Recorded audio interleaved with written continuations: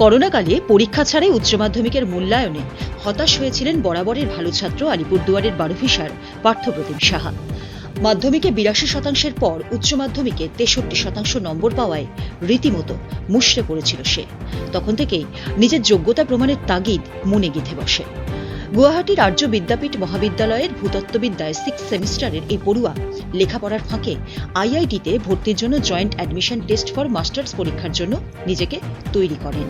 আর তার জেরেই গোটা দেশে আইআইটি জ্যাম পরীক্ষায় ভূতত্ত্ববিদ্যায় বারোভিসার শিক্ষক পল্লীর এই তরুণের র্যাঙ্ক ৩৬।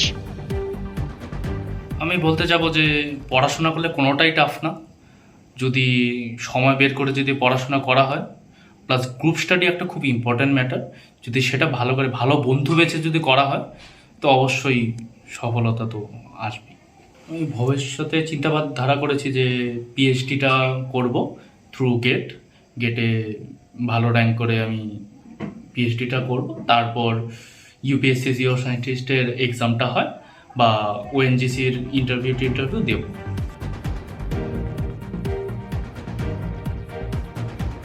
প্রবেশিকা পরীক্ষার রেজাল্ট বের হওয়ার পর গুয়াহাটি থেকে বারোভিসার বাড়িতে চলে আসেন পার্থপ্রতিম। বিষয়টি জানাজানি হতেই পাড়াপড়শি থেকে এলাকার জনপ্রতিনিধিরা ফুলের তোড়া দিয়ে তাকে সংবর্ধনা জানান। চলে মিষ্টি মুখের পালা।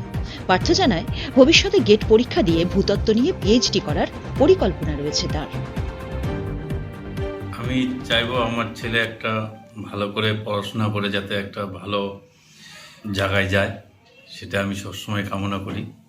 এবং আরও যারা মানে ওর মতো যারা পরীক্ষা দেবে ওরাও জানি এরকমভাবে চিন্তা ভাবনা করে একটু সময় বের করে যাতে পড়াশোনা করে এবং ওরাও জানি ওইরকমভাবে মানে আগে বাড়তে পারে, এটাই আমার চিন্তা ভাবনা।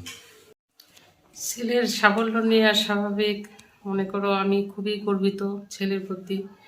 আমার এতটাও আশা ছিল না যে আমার ছেলে এত বড় একটা এই পর্যায়ে আসবে। মানে আমি বলবো যে আগামীতে আমার ছেলের জন্য আপনারা সবাই আশীর্বাদ করুক, ভগবান যাতে আশীর্বাদ করে আমার ছেলে যাতে আরও মানে উপরে পৌঁছাতে পারে, এটাই আমি কামনা করে দিচ্ছি। পার্থর বাবা উত্তম সাহা পেশায় ব্যবসায়ী, মায়ের নাম অলকা সাহা। ছেলের এই সাফল্যে আপ্লুত দুজনেই। তারা চান আগামীতে উচ্চশিক্ষিত হয়ে গ্রামের নাম উজ্জ্বল করুক তাঁদের ছেলে। বারোভিসা থেকে নৃসিংহ প্রসাদ গঙ্গোপাধ্যায়ের রিপোর্ট, উত্তরবঙ্গ সংবাদ।